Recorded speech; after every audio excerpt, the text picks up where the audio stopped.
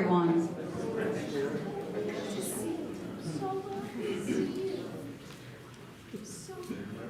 It's nice to have such a nice crowd here tonight. My name is Christy Bryant, and I am the Supervisor of Programming and Outreach here at the Portsmouth Public Library, and we're grateful for your attendance. I wanted to mention a few things before we get started. If you need a restroom, go back through the double doors and to the left. The bathrooms are there. If you need an emergency exit, hopefully not, you'll find those in the corners. And if you haven't already silenced your cell phone, we would appreciate you doing that. Thank you. Also, I wanted to mention that this is being recorded for anyone who's not aware.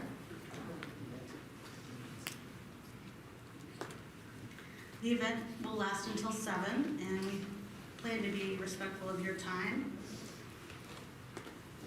I'd like to read our land acknowledgement. The City of Portsmouth is on the homelands of the Abenaki people, who have ongoing cultural and spiritual connections to this area.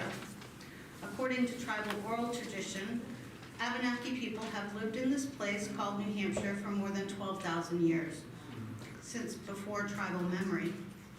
The Abenaki are part of a larger group of indigenous people who called themselves Wabanaki, or People of the Dawn, and form one of many communities connected by a common language family. Here at the Portsmouth Public Library, we are committed to acknowledging and honoring the human history tied to this land. If you have any questions about library services or programs, please feel free to ask me. Our April calendar was just printed today and is on the table, so feel free to take one if you would like.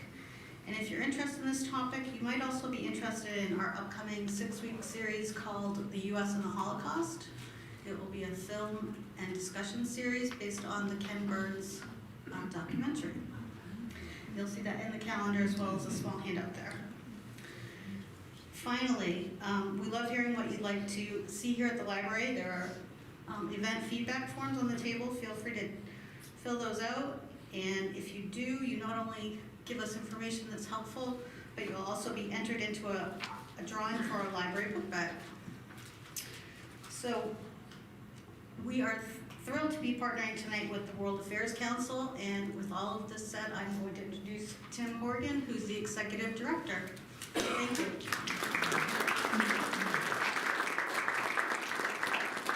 Thank you, Christy, for that great introduction. Now, this got a good laugh the last when we had our first in-person program last year. So I am modeling our wonderful World Affairs Council of New Hampshire masks. I know they're not cool anymore. All the cool kids are not wearing them, but if you like, we have a number out on the table. Please take them. Help spread the word about the World Affairs Council of New Hampshire. So with all this wonderful, this side. Wonderful modeling of this mask, I will now take it off. So thank you so much for coming here tonight. As Christy said, my name is Tim Horgan. I am the Executive Director of the World Affairs Council of New Hampshire. And we are so grateful to all of our partners who have helped to make this program and this series happen. So first and foremost, thank you so much to the library for hosting us here tonight and allowing us to engage with so many great and wonderful people in the Seacoast area, as well as a welcome to all of our friends online who were not able to make it here in person. We really appreciate you taking the time to engage in these important and vital discussions. The World Affairs Council of New Hampshire is a nonprofit, nonpartisan organization that looks to really be the platform for discussions. We are here for you all to hear expert-led discussions on critical international issues, and for you to take that information and decide what you do with it. Of course, we want you to be engaged citizens, knowledgeable citizens, global citizens, and members of our organization. But we want you to make your own decisions. We're not here to tell you how to think, what to think, or why to think it. We're here to give you the proper information you need to make informed decisions. Having said that, we are a membership organization, and we do need the community's supports in order to continue to run these programs and make them all possible. So if you're not yet a member, we would invite you to join us here tonight. You can talk to myself, to Larry, or to Maheen in the back. We're more than happy to take your money. I mean, your interest in what we're doing. And we really appreciate all of our members here tonight, again, both in person and online. You are the people who really drive what we do, ensure that we are doing great work, and let's be honest, without people in the room or watching this online, we can have the greatest conversation ever, and it won't matter one bit. So thank you so much for all of you taking the time to be with us here tonight. Also need to thank our two wonderful sponsors, the New Hampshire chapter of the Fulbright Association, as well as the Lantos Foundation for Human Rights and Justice. Fulbright has been critical in helping to make this program possible. They came up with the initial idea of one event for this in honor of Genocide Awareness Month for next month. And then we got talking, and never asked me to do just one thing, because once we start talking, you end up with a full 3-part series scattered across the state, and some really important, wonderful speakers to have with us here tonight. So thank you again to both the Lantos Foundation and to the New Hampshire chapter of the Fulbright Association for your wonderful support to help make these programs happen. You'll hear from Dr. Katrina Lantos-Sweat in a moment, but I want to bring up John Lewis, the board member of the Fulbright Association. Yeah, 2 seconds, I promise you that. I'm just saying we're very proud, the New Hampshire Fulbright Association, to be a sponsor of this. I want to give a special credit to Michael DeLucia, who's on our board, whose idea it was one day to put this together, and slowly but surely it evolved into something significant, which will have 3 parts to it. This is the first part of it. The Fulbright Association in New Hampshire is composed of Fulbrighters. I was a Fulbrighter in the late 60s, a year in France. It molded me and was very transformative. We promote international understanding and relations, and how could that not sync with the subject that we have today? So enjoy. Thank you for listening.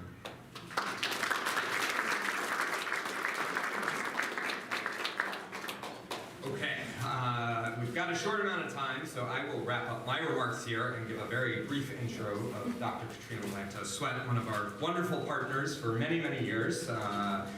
Dr. Sweat is the president and CEO of the Lantos Foundation for Human Rights and Justice, based in Concord, New Hampshire. They work around the world to help support people in their human rights efforts in various ways, forms, and opportunities.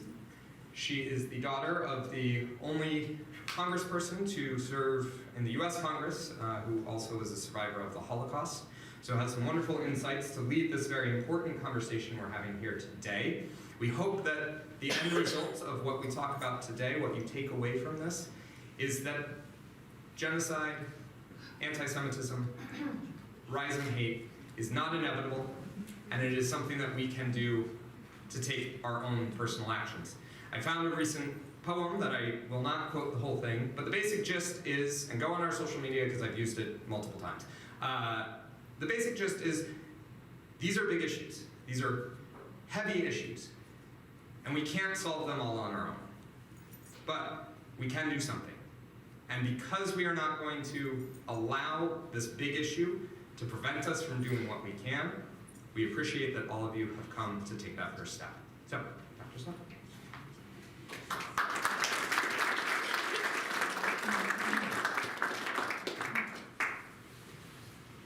Good evening. It's always such a pleasure to be in my favorite city in New Hampshire. Portsmouth is really such a jewel, and it is always such a pleasure to collaborate with my favorite organization in New Hampshire, apart from the Lantos Foundation, which is the World Affairs Council, which really does so much to build bridges, to educate us, to open our eyes to the vast complexity, diversity, and opportunity that this world has to offer for us. Tonight's program on confronting genocide and anti-Semitism really could not come at a more relevant and indeed for me more poignant time. Just a few days ago, I had the opportunity, along with many others, to participate online in the ADL, the Anti-Defamation League's annual sort of report on the state of anti-Semitism in our country. And it was a very, very grim picture that was painted. I expect that Peggy will be addressing that in her remarks, so I won't go into too much detail, but suffice it to say that there was the highest incident of reported anti-Semitic episodes, events, since they have been reporting, since the ADL, this long and distinguished organization, has been reporting. And I must say that as the daughter of that only survivor of the Holocaust ever to serve in Congress, I implore everybody here to see this rising tide of anti-Semitism for the crisis that it truly is. Now, I said that it was also a poignant moment, and there's a very particular reason for that. The most shocking genocide of our more recent history was, of course, the 1994 genocide in Rwanda. In a period of 3.5 months, nearly 1 million Tutsis, moderate Hutus, and Twa were massacred. And massacred really with the full knowledge of the world. We knew it was happening, and yet we didn't act to stop it. One of the very few shining moments of sort of hope and humanity in the midst of that horror was recounted in the movie Hotel Rwanda, which perhaps some of you have seen. It told the story of Paul Rusesabagina, the manager of the Hotel Mille Collines in Kigali, who alone, and really through a combination of courage and determination and humanity and diplomacy and guile, managed to give refuge to nearly 1,200 people in his hotel as the murderous gangs, the Interhuame, who were the ones that perpetrated the vast majority of the genocide, were literally circling this hotel, threatening every day to come in and kill everyone there. Paul Rusesabagina is rightly recognized as one of the human rights heroes of our day. But 2.5 years ago, this brave man, who we were privileged to honor with our highest award, the Lantos Prize, many years back, was kidnapped by operatives of the current dictator of Rwanda, Paul Kagame, taken there against his will, tortured, subjected to a mock trial, and then sentenced to what was in effect a life sentence. Well, yesterday, due to the unrelenting efforts of his family, his lawyers, a number of human rights organizations, including our own and our government, Paul Rusesabagina was freed, and last night he arrived home safely to Texas, where he is with his family. It's a poignant thing for me, and certainly a poignant story to recall as we meet today to discuss genocide. I've been asked to very briefly provide definitions of the two issues we're grappling with, anti-Semitism and genocide. These are very big subjects, and they are, in fact, and on an ongoing basis, subjects that spark a lot of discussion and even a lot of debate. Anti-Semitism is obviously one of the oldest hatreds in human history. The first attempted genocide of the Jewish people was commemorated, if you will, a few weeks ago when Purim was celebrated. In the 5th century BC, in Persia, under King Ahasuerus, very poorly advised by an evil man named Haman, there was a plot to annihilate, to commit genocide against the Jewish people.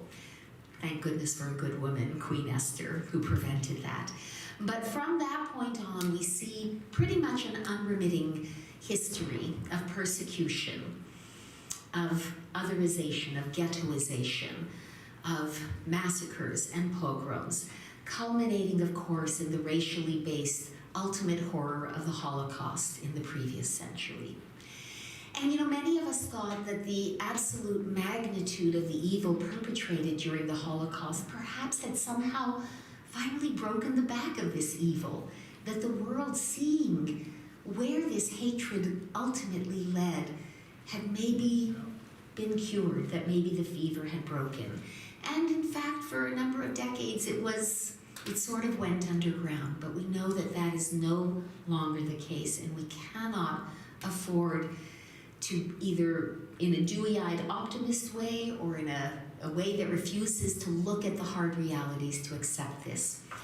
There are many definitions of anti-Semitism, but I thought that rather than give you a definition, I would share with you what are sometimes known as the 3 Ds, because they're a very good way to identify when someone is engaging in anti-Semitism. They are demonization, delegitimization, and double standards. So whenever you hear a Jewish individual, the Jewish community, or the Jewish state being demonized, delegitimized, or held to a double standard, you can be sure that anti-Semitism is at work. Now, when it comes to genocide, the task of defining this gravest of all the mass crimes has actually been done for us by the United Nations in the Convention on Genocide. It was adopted in 1948. It entered into force in 1951, and I'm a little embarrassed to say it was not ratified by the United States until 1988. And there's an incredible story around that, which maybe we can talk about at some point later on in the program. The Convention on Genocide defines genocide in the following way. It lists a number of acts, which we would all recognize, things like mass killings, the inflicting of serious bodily or mental harm, preventing births, the transferring, the stealing of children from a community, forcing a community to live in conditions that are likely to lead to their mass death and destruction. And then it explains that these acts, and now I'm quoting, committed with the intent to destroy in whole or in part a national, ethnical, racial, or religious group as such. That is what constitutes genocide. So there are 2 components. There's that list of horrific acts, and then there is the intent to destroy in whole or in part a community that fits into one of those 4 categories. There are big loopholes actually in that genocide definition, because if a country can say, well, we weren't killing them because of their national origin or their religion or their ethnicity, but we were killing them because they were landowners, or we were killing them because they were the educated elite, or we were killing them for some other reasons, they hope to squirm out of that accusation that they're engaged in genocide.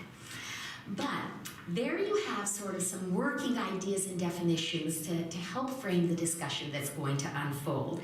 And it is now my pleasure to introduce our wonderful panelists, who will each address you from the podium for a few minutes, laying out their initial thoughts. And then we're going to have a conversation that, for the most part, I hope will be led by you, because we're so honored and thrilled to have such a big turnout, and I know you have questions and observations. So I'm technically the moderator, but I hope you will all step up to really make this as engaging of an evening as possible. The first of our panelists that I'm delighted to introduce is Rabbi Kaya Stern-Kaufman, who I know is known to many of you. Several people have already said, she's my rabbi. So forgive me for doing an introduction for someone you already know. But Rabbi Kaya Stern-Kaufman joined Temple Israel in Portsmouth as spiritual leader rabbi in July of 2020. She is dedicated to the development of meaningful Jewish community, rooted in our Jewish wisdom, traditions, and focused on contemporary needs for tikkun olam, repairing the world. Before moving to Portsmouth, she served as interim rabbi at synagogues in New England from 2016 to 2019. Rabbi Kaya is the founder of Rimon, the Resource Center for Jewish Spirituality, where she served as executive director and spiritual leader from 2012 to 2016. And I think I'll stop there. Thank you.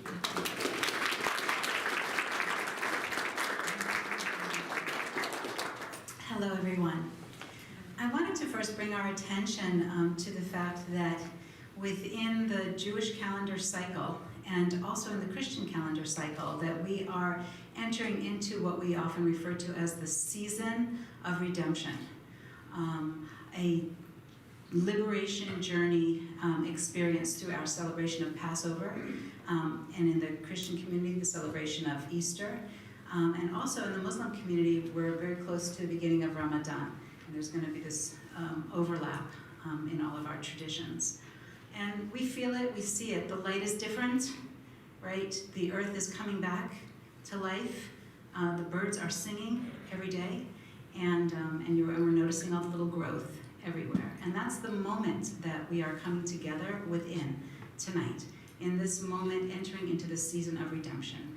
There is a lot of new light. I really want to be able to focus on that.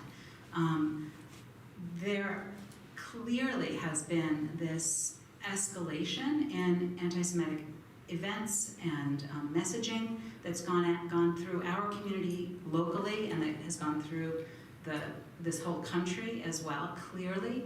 And I just want to continue to kind of hold that along with the notion that this is a room filled with people of deep concern who are not necessarily Jewish, who are coming together to hear what it is that we have to focus on, to see what it is that we need to look at, and to bring more awareness and consciousness, and hopefully call out and stop this trend that we're experiencing.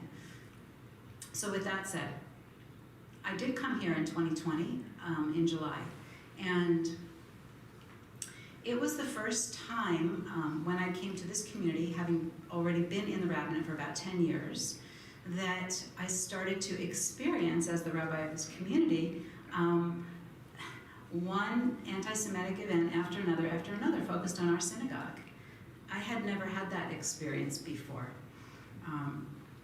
There was someone who painted a swastika on a Jersey barrier across the street from our synagogue one morning when I came into work, and needed to respond to that in some way and share that with the community, and it was shocking and upsetting.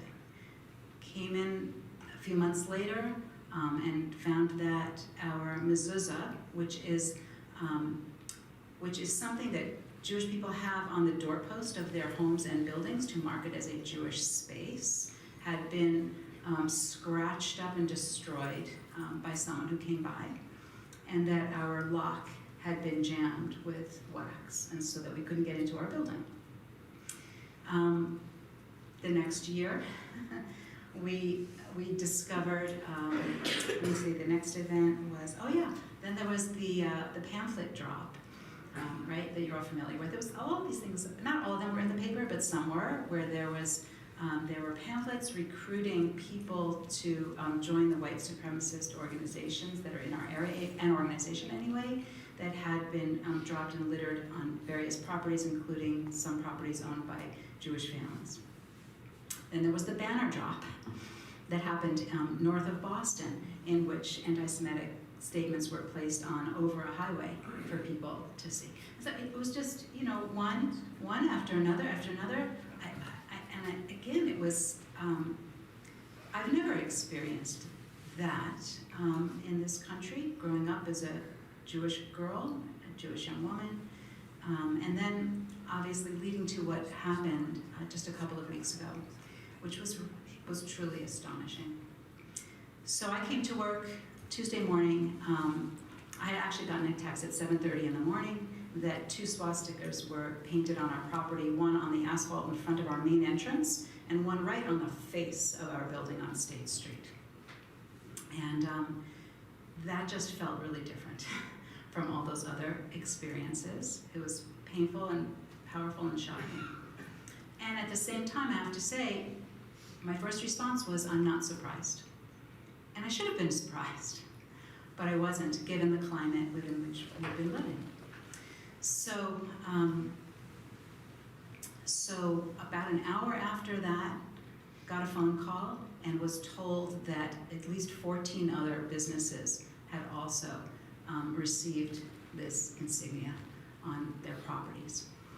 Businesses owned by African American people, businesses owned by LGBTQ identified people, and also businesses simply professing inclusive values like hate has no home here on a flyer on the door, got a swastika, or got covered over in the same red-orange paint.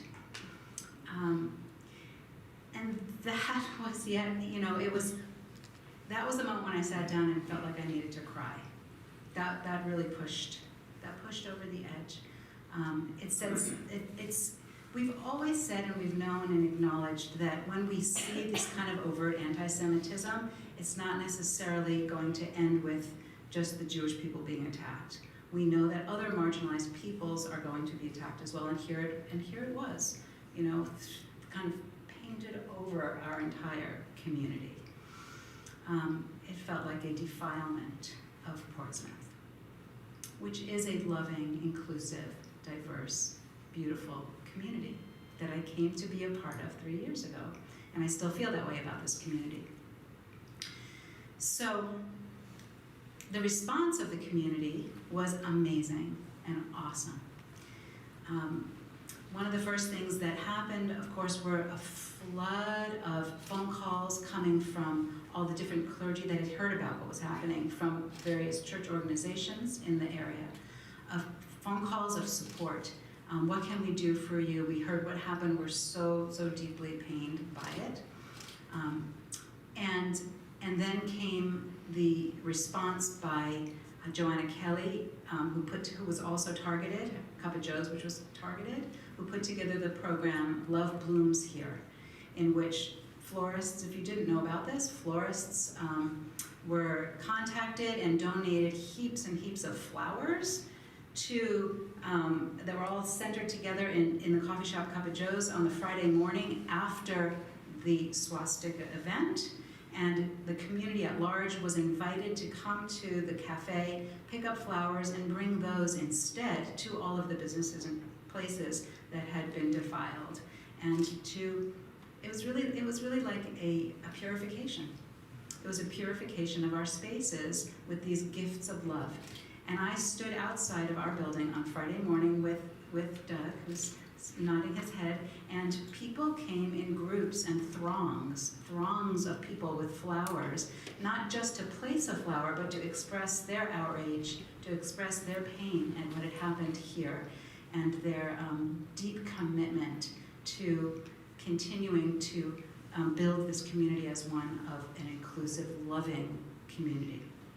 That was on Friday. And then 2 days later on Sunday, our synagogue, Temple Israel, hosted a community gathering for love, was what it was called, and over 200 people came to that from all over the community. We sat together for several hours, and people shared poetry, prayers, thoughts, their feelings about what had happened, and the kind of community that we want to continue to build here. So it was a remarkable response, and maybe not so remarkable, you know? Like, that's how human beings should respond when our neighbors are attacked in any kind of way. That's how we should respond, with support and with love and with care. So it was very buoying around that whole experience. And since then, there have been ongoing events like this. This is one of many gatherings that have happened in Portsmouth since then to talk about this very difficult time that we're living through, which is a provocation upon all of us to act, behave, and live our very highest selves, our very best selves, to bring that forward. What was remarkable to me about the experience with the swastikas was that, as far as we know, it was one person. That's still all we know, that it was one person. What was amazing to me was that one person, through a very cowardly, disgusting, petty and small act, could provoke an incredible, like an avalanche outpouring of love in this community from person to person. And I just want to say, all those calls and supports and welcoming and, you know, how can we help you, what can we do for you, continued for weeks, and I'm still getting those kinds of messages from people, and we feel very supported here. That's where I'll stop.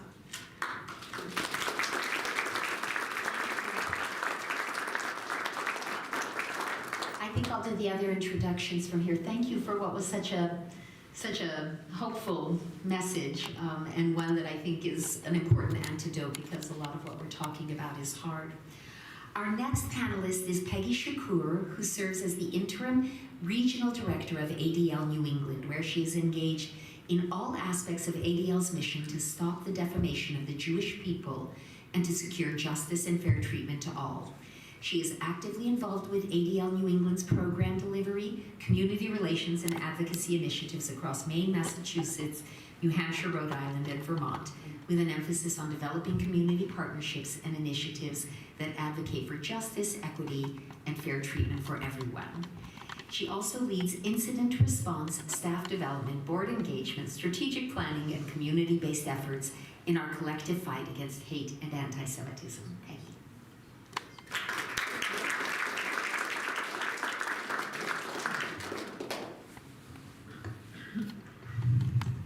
Thank you. I'm going to start by just asking who here has seen the Seacoast Theater's production of Parade? Now, I'm glad you've seen it, and the story of Leo Frank was the inspiration for the founding of ADL, and not just because he was a Jewish man, but it had a heavy influence on ADL's mission, which is to stop the defamation of the Jewish people and to secure justice and fair treatment to all. Because in that mission statement, which has been unchanged since 1913, is a recognition, I think just what Katrina said, that unless the Jewish people's anti-Semitism is never going to be eradicated unless we also look at justice and fair treatment to all. We have to take a all of society approach to looking at hate and bias. And that's what drives our work today. So Rabbi Kaya talked a bit about this pretty serious incident that happened in Portsmouth a few weeks ago. And sadly, the response that happened in this community is atypical of what I normally see when communities are really defaced and traumatized by this type of anti-Semitism or any type. I think what is happening in Portsmouth in terms of a community response is hugely important, and I just want to call out how, while it's unusual, one of the things that happens when any marginalized community is targeted in the way that the Jewish community and many other communities were in Portsmouth is people feel isolated, they feel intimidated, they feel unwelcome in their own communities. And by having a community respond and say, we see you, we hear your pain, we feel your pain, and we are here for you, makes all the difference in the world. So,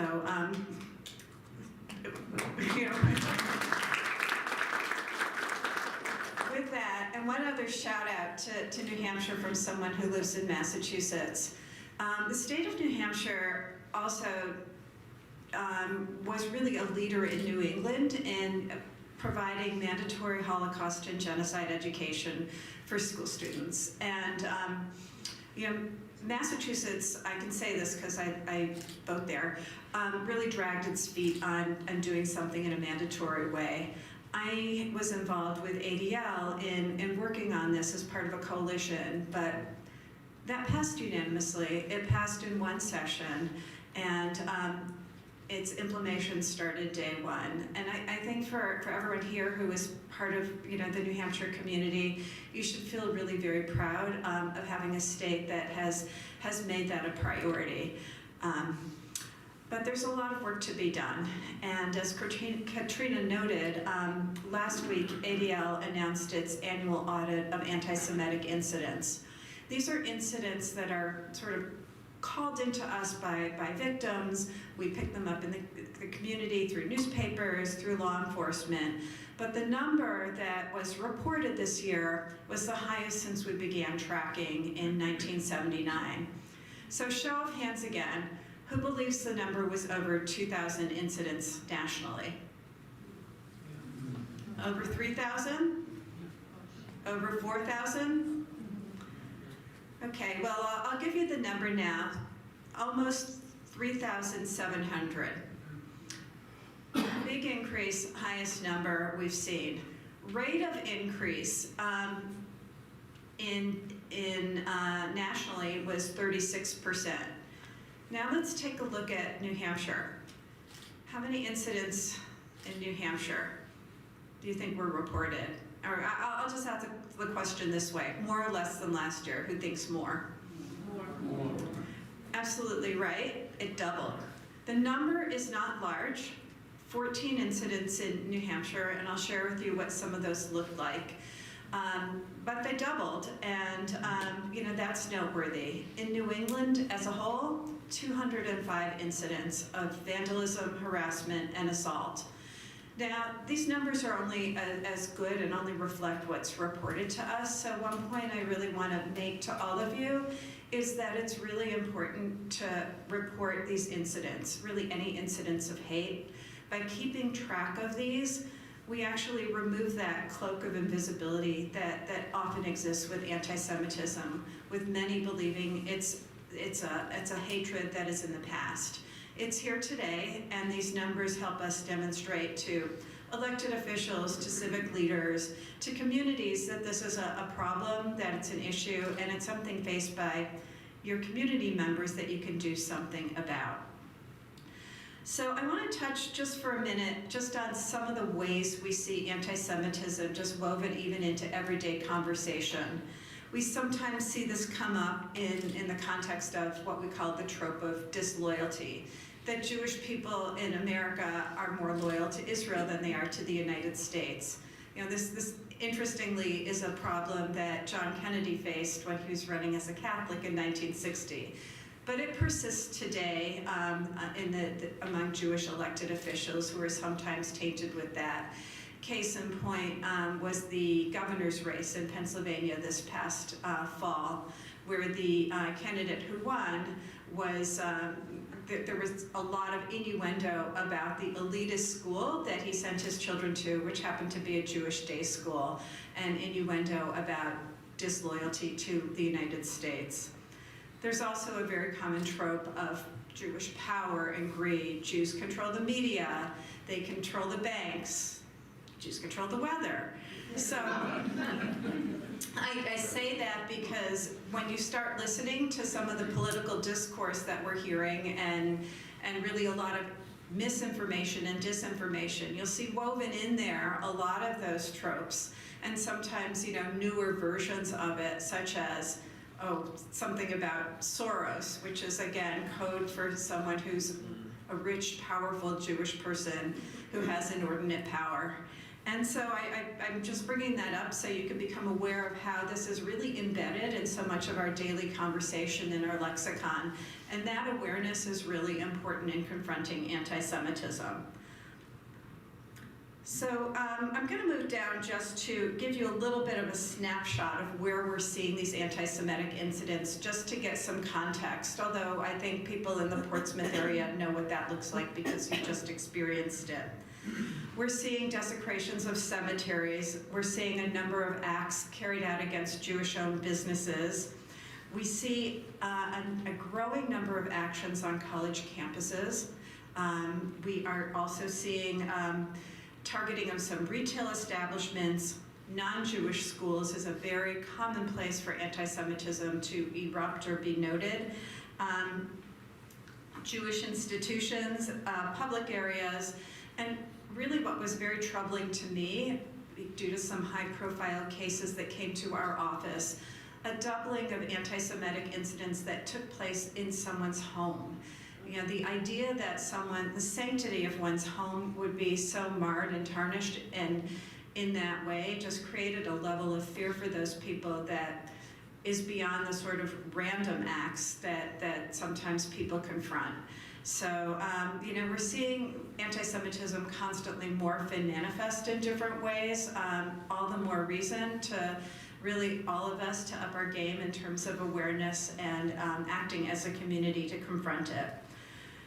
So I'm going to just give you a few examples of what we saw in New Hampshire. One group can be in the category of white supremacist propaganda. These are banner drops, either over freeway overpasses or stickers plastered on highway signs or stop signs, or most recently a group that has taken Ziploc bags and filled it with really hateful information like Jews did 9/11, or every single aspect of the slave trade is Jewish, and a number of other myths and fabrications, and leaving them in people's driveways. So again, coming pretty close to violating the sense of safety one feels in their home. and making people in that community feel quite targeted when their neighborhood is really plastered in that way. We've seen a number of incidents, or an incident where a city park was vandalized by swastikas, swastika on a street sign. We've had incidents in the classroom where a classmate of a Jewish student yelled at the student with anti-Semitic remarks.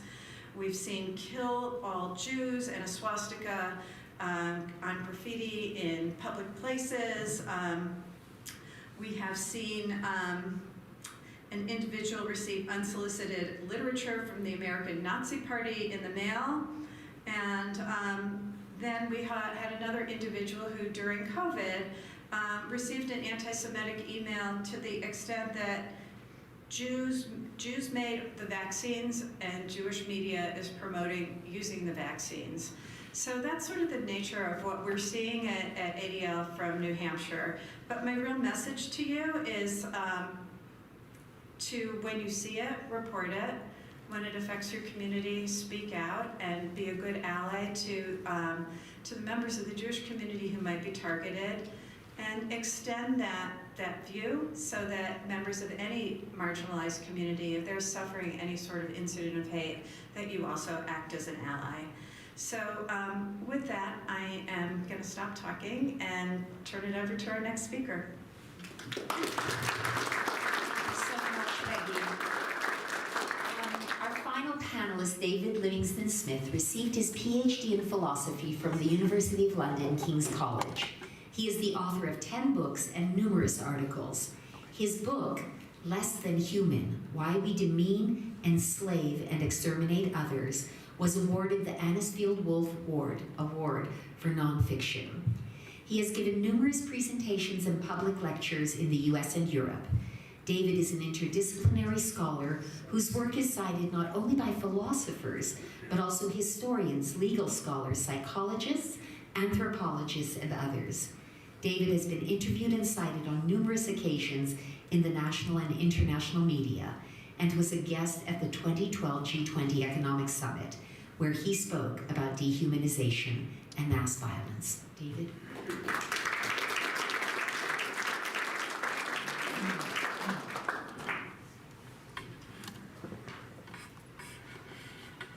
I'm bringing my phone so I can be disciplined with time, because this is a topic I could speak to you about for many hours. For almost 20 years, my area of research has been the phenomenon of dehumanization, by which I mean the attitude of conceiving of groups of people as normally dangerous, subhuman creatures, fit to be incarcerated, controlled, or exterminated. My two chief examples in my 3 books on this topic have been exterminationist anti-Semitism from the 14th century to the present, and anti-Black racism in the United States. And these two areas, these two phenomena, it's not often understood, are profoundly entangled with one another.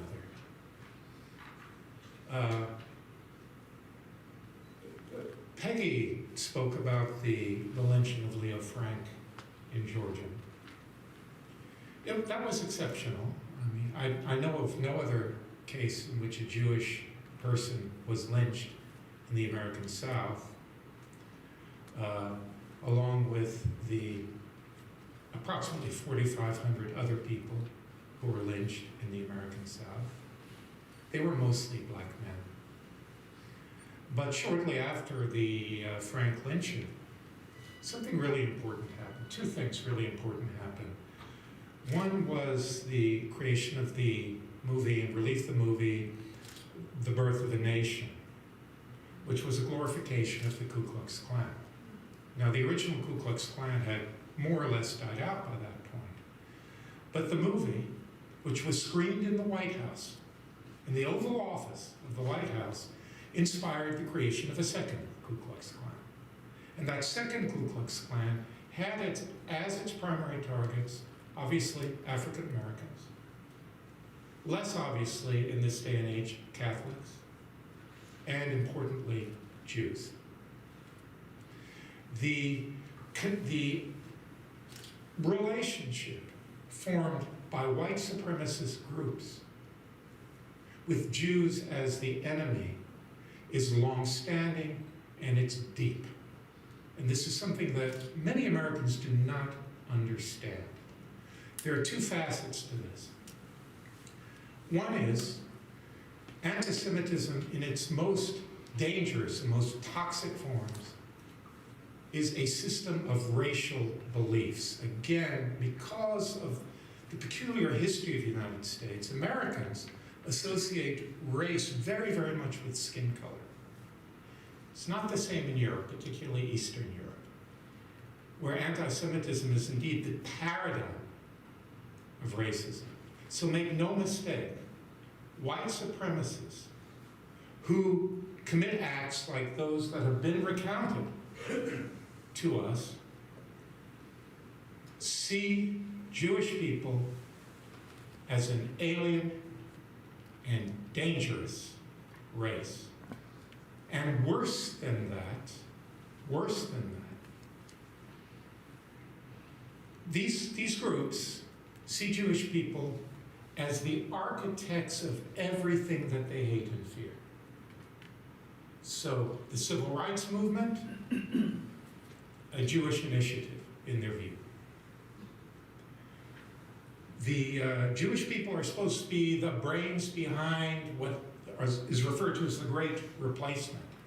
This plot, which echoes beliefs that were around in the high medieval period, of replacing and destroying white Christian civilization.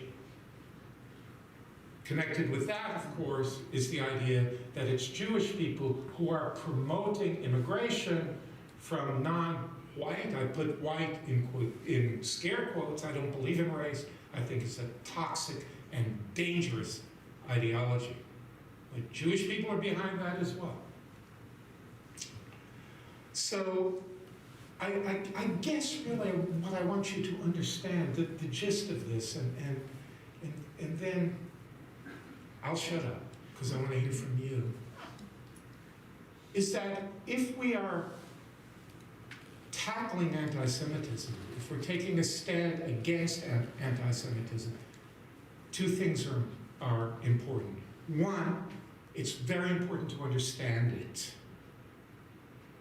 I spend a lot of time trying to understand that people's beliefs come from somewhere. And if we don't understand what's going on in the minds of these extremists, and I say extremists, but this stuff is getting mainstreamed now in American politics. It worries me a lot. References to George Soros. I just listened to Tucker Carlson, for Christ's sake. And the Great Replacement and all this stuff. This is mainstream. Talk of globalists. That's a classic Nazi anti-Semitic trope. And you see it around a lot now. My Jewish grandparents, their hearts would be broken. So, to come back, as you can see, I ramble. What I want everyone to understand is that the struggle against anti-Semitism is part of a larger struggle. It's a larger struggle against racism. Dangerous, toxic, and quite conceivably at some point in our future, exterminationist racism. So, folks who are concerned with anti-Semitism shouldn't be concerned just with Jewish people. They should be concerned with all of these targets who are implicated in what I consider to be, and it may sound like an exaggeration to some of you, I can assure you it's not, an international fascist movement. Thank you.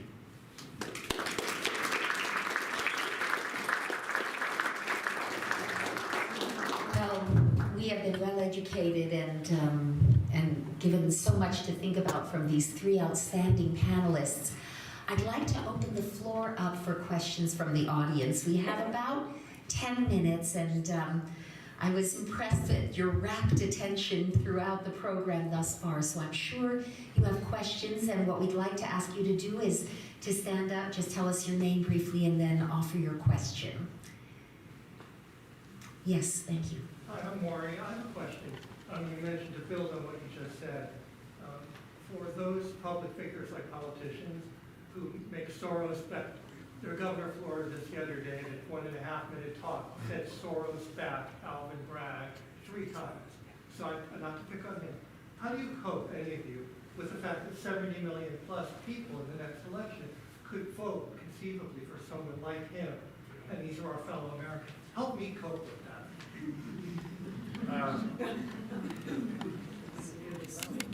Cool. Well, we gotta suck it up, don't we? That this is, you know, the present state of our politics, I think, is a consequence of issues that have never been properly addressed and have been left to fester. And, you know, things that, say, DeSantis said. A while back, people had these views, and they would discuss them in private, but there was not permission to express them in public. I think really after the 2016 presidential election, one of the very powerful things about it was permission giving. So what's being exposed here is something that we've never come to terms with. And it's our challenge now to come to terms with it now. And we have to look at it, I think, in all of its horror straight in the face. And each of us, depending upon how we're situated, do what we can with what is, I believe, to be a potentially very dangerous situation. Would either of you like to add anything there? It's a tough one. You know, the normalization of that rhetoric is a very hard thing to combat, in large part in the political sphere, because that type of language helps them raise money.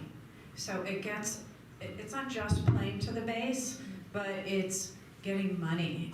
And there are studies that show spikes in campaign donations after some of the more outrageous comments. And you know, that is, you know, another problem. To get to the root of this, I think we have to go deep and wide to look at the way we're, at least in the political sphere, it's not just calling out, because some of this lands in echo chambers, but it's looking at why is this a good strategy? And it's a good strategy because it raises money and they tend to win.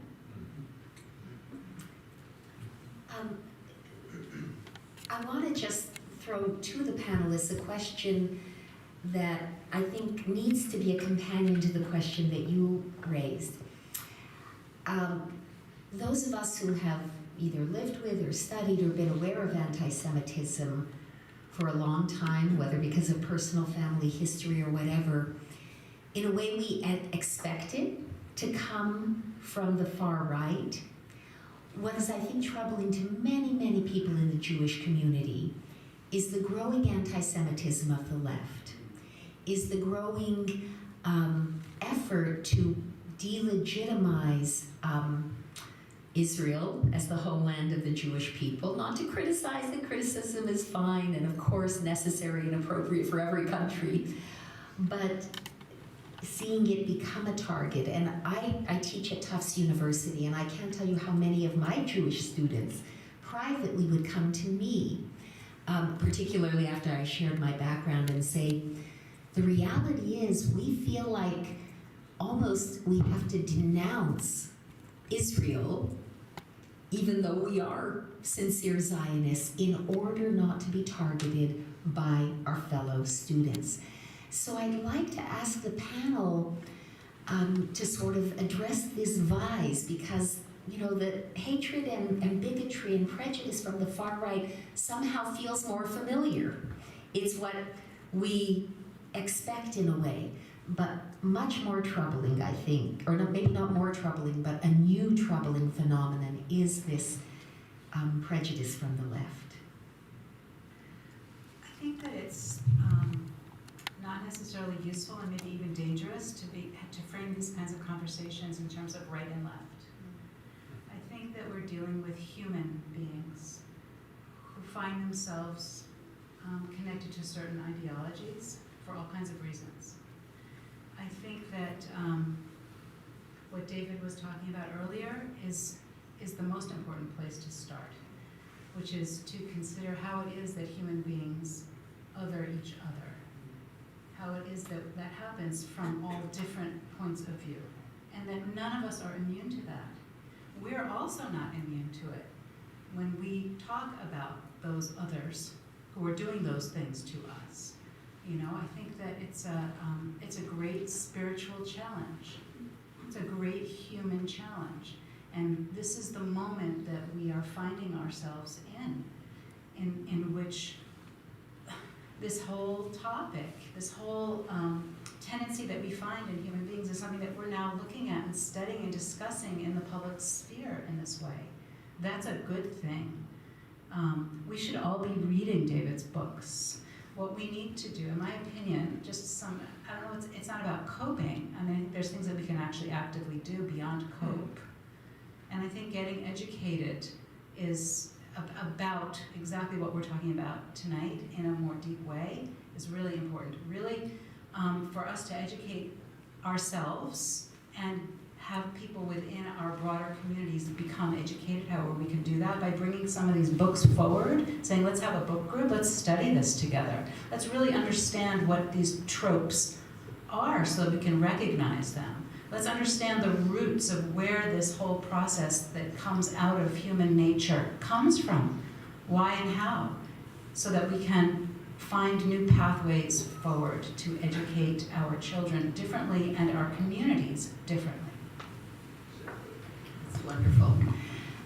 Questions? Yes. This is not a very deep question, it's really a comment and rather a name, actually. But yesterday, I live in Nottingham, and our community had our town elections. And there was a great concern among many of the community that they're not white supremacists, but they're in that. And we're taking over the school board, we're taking over the budget committee, we're taking over the selectman's office. And I was kind of shocked because when we moved there back in 1976, Nottingham was a hippie community. Portsmouth was a hippie community. And to hear these things happen in a community that was, when we were here, open and welcoming, and then to read in the newspapers about people taking over and changing the laws and stopping conversations in schools. It's like, this is really, how do we get people, it's the voting. If we can keep people voting for the good, it seems to me that that's the way to defeat the bad. And I don't know if that's true, but Well, it's the whole theory behind the First Amendment that the battle of ideas, and that good ideas are the best way you defeat bad ideas. So right, and I hope it's true. And how do we harness all of the good to go to the polls, to go to the school board, to go to And to run for office. yes, and it's an obvious thing, but it just struck me yesterday as, oh my gosh, it's those little pieces. It's first the school board, and Yes. then the select, yes. And then the budget committee, and then and that's where it needs to be solved. May I respond? Yes. I think it's really important to be aware of the attractions of these sorts of things. To be aware of the attractions of the sorts of things you're describing, and indeed the sorts of things we've all been describing. It's very, very tempting to just think these are bad people, or these are hateful people. And I think that's a really impoverished way of looking at these phenomena, right? If you can look at any genocide in history, and the perpetrators saw themselves as out to save the world from evil. Jews were evil in the eyes of the Nazis. That's why they needed to be exterminated, to make the world safe for civilization. And in Rwanda, Tutsis were evil, right? And you can just go right down the line. So, connected with that, I think that the language, which is so ingrained now, of hate speech and hate, and that's a little bit of it. Fear is a big part of it. Contempt is a big part of it. Even love is a big part of it. So we need to understand what makes these movements tick. Why have they been so attractive for so long? So we don't become they. Yeah, it's very important. It's very easy for us. Look, apropos of anti-Semitism on the left, I think there's an issue that many Jewish people have been reluctant to speak openly about the human rights abuses committed by Israel. But Jews are no better than anyone else. We're capable of just as much nastiness as everyone else. And we must bear that in mind. Yes.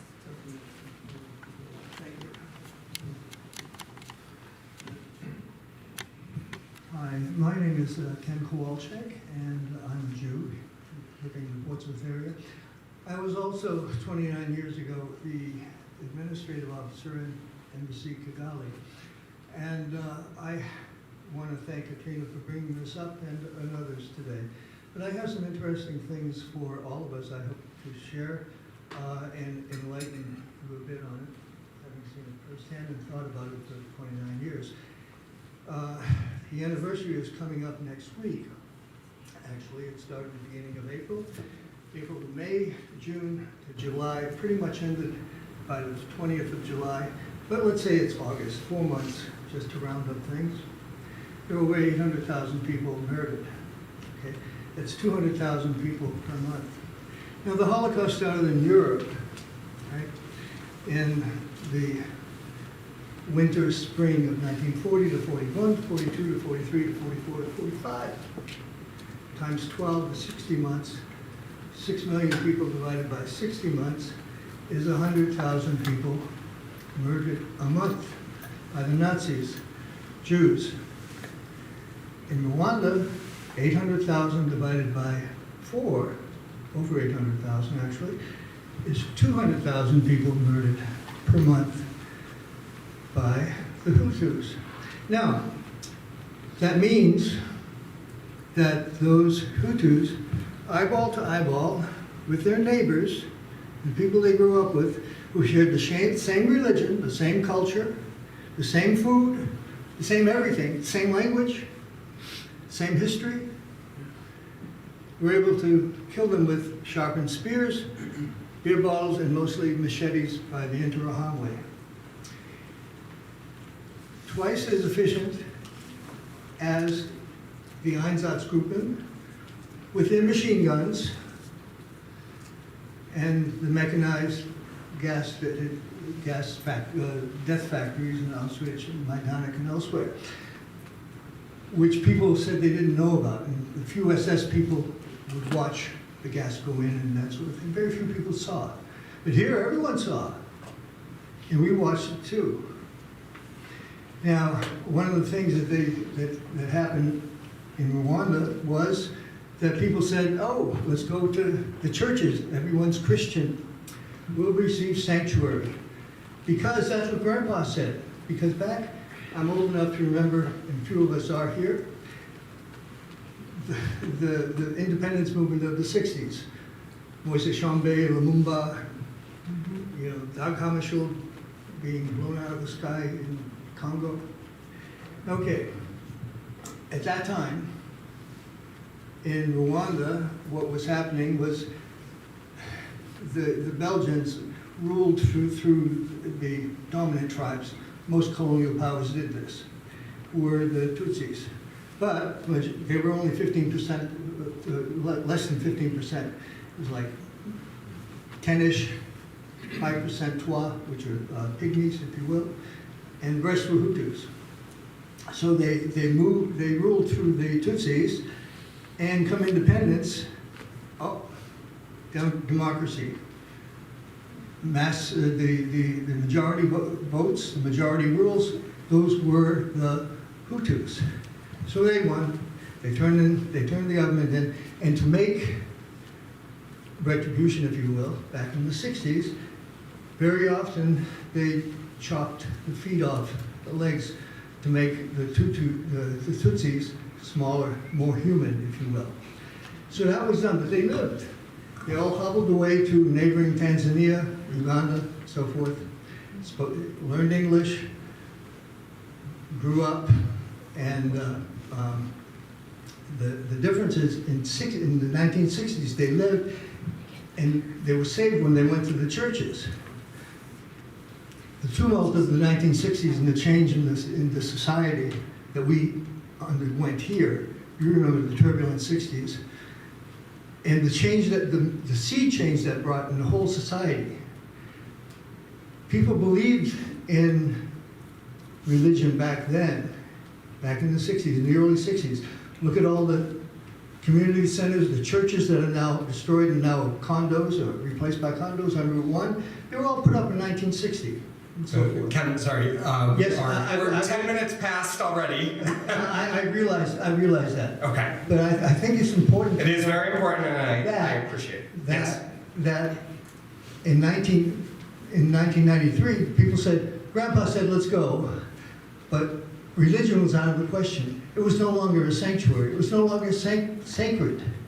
So the people burned the churches with people inside, and that's where many massacres happened at that point. And the last thing, of course, is Radio Myokalim, who broadcast every day that the Tutsis were Inyinzi in Kinyarwanda. That means cockroach. Yeah. The same thing that Yeah. they did in Germany.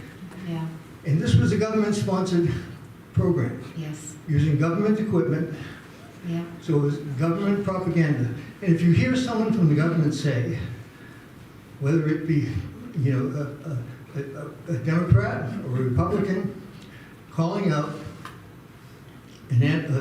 Jews, anti-Semitic, you have to crush them.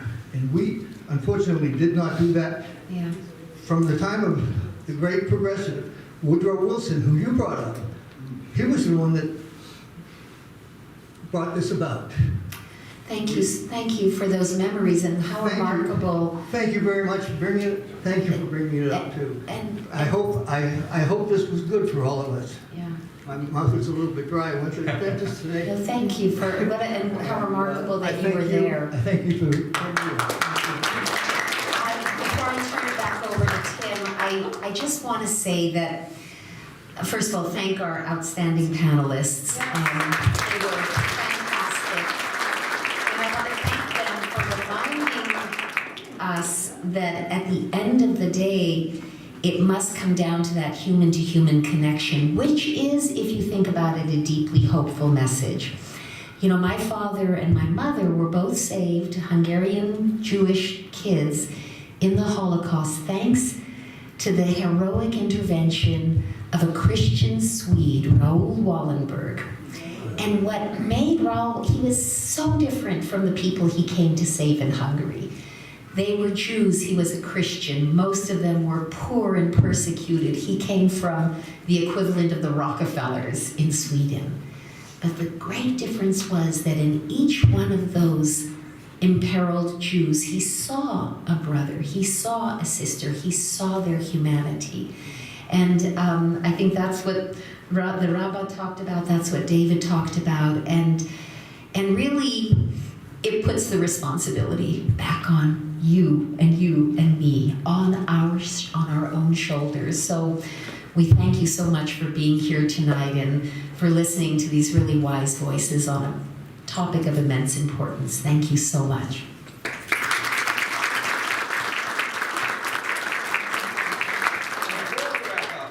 I want this to be a I want this to be a very hopeful conversation. I don't want us to leave here tonight thinking that there's nothing that can be done. As I started tonight off with the idea that we can all do something, so let's not let that this is such a big issue stop us from doing the something that we can do. I'd like to ask our panelists, what's the something that we can do?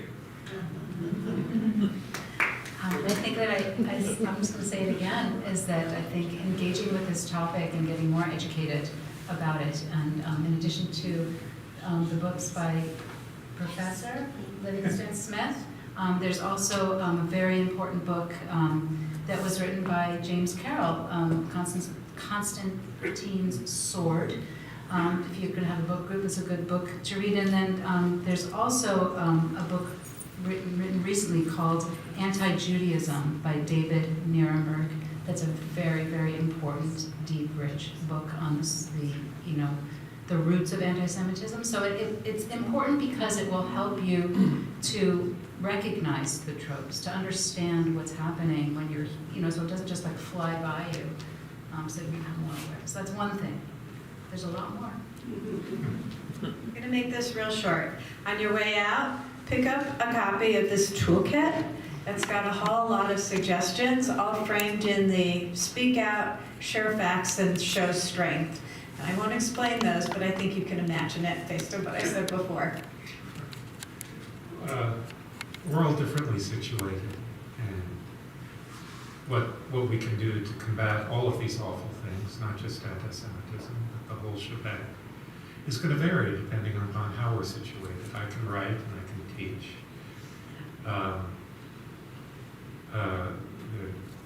The Rebbe can speak, and all of you, in small ways or in large ways, can address these concerns, but addressing them requires being aware of them and having knowledge of what you're aware of.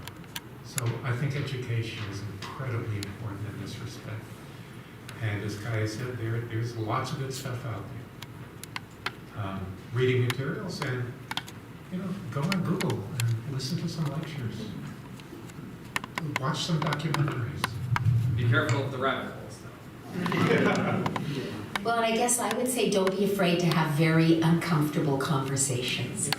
When you hear, remember when we had those signs following the terrorist attacks, see something, say something, hear something, say something. And it is awkward because sometimes it's somebody you know and you have a perfectly pleasant relationship with. Or, friends of your children who come to the house. Or, it's often, maybe always going to be uncomfortable to confront anti-Semitism. But I think we need to do it because left unconfronted, it grows. And it is always the canary in the coal mine for the decency and the humanity of any society. Thank you. Thank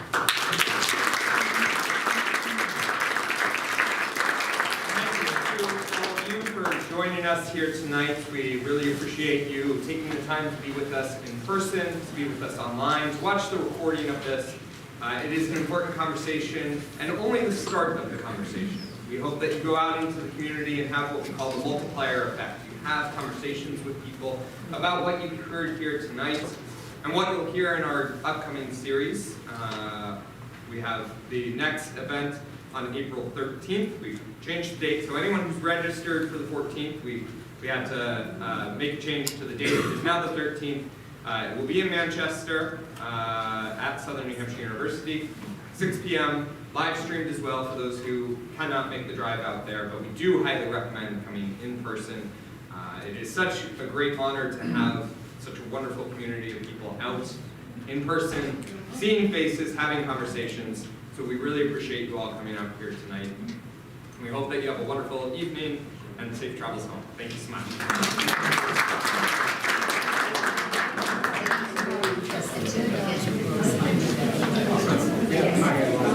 Yes.